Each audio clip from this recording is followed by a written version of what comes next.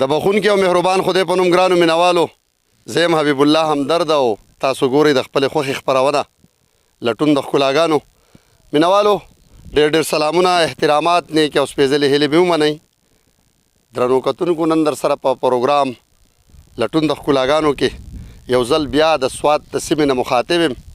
مینوالو په سوات کې دا مهال سپرلی په شروع کېدو دی او ډېر ښایسته ښایسته مناظر جوړ شوي دي، ډېر ښکلي ښکلي او رنګین رنګین ګلونه په نظر راځي. غواړو چې دغه ګلونه، دغه شینکۍ او دغه شنه سبزه او دغه ښایسته مناظر ستاسو سره شریک کړو په دې هیله چې تاسو به ترې خوند واخلئ او یقینا چې دغه به ستاسو ډېر خوښ شي. نو مینوالو راځئ وړاندې ځو او په سوات کې د دغه تازه سپرلي، دغه ښایسته ګلونه، دغه شینکۍ او دغه په زړه پورې مناظر د سره شریکوم. نو راځئ چې وړاندې لاړ شو او دغه ښایسته مناظر نه خوند واخلو.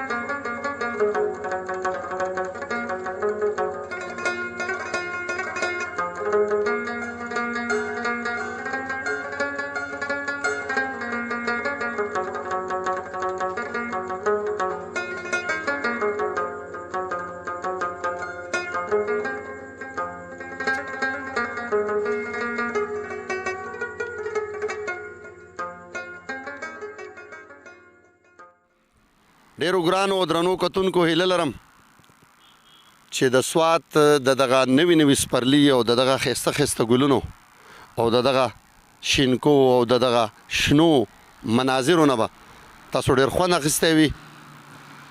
هم په دې امید چې دا پروګرام به تاسو ډېر خوښ کوي او هغه ملګري چې تر اوسه یې زموږ دا چینل نه دی سبسکرایب کړی نو خواست به کوو چې زموږ دغه چینل سما پښتو د هغې سبسکرایب کړي او د دې سره سره د خپلو ملګرو سره شیر هم کړي چې هم دغسې وخت په وخت ښایسته او زړه راښکونکې ویډیوګانې چې دي هغه موږ تاسو سره شریکوو او تاسو د هغې نه خوند اخلئ. هم د دې سره کیمرامین شهزاد آفتاب سره خپل کوربه حبیب الله همدرد ته ورکوي اجازت. چېرته چې یئ ښاد اوسئ، اباد اوسئ، بریالي اوسئ، په الله ګران شئ. د لوی الله په امان.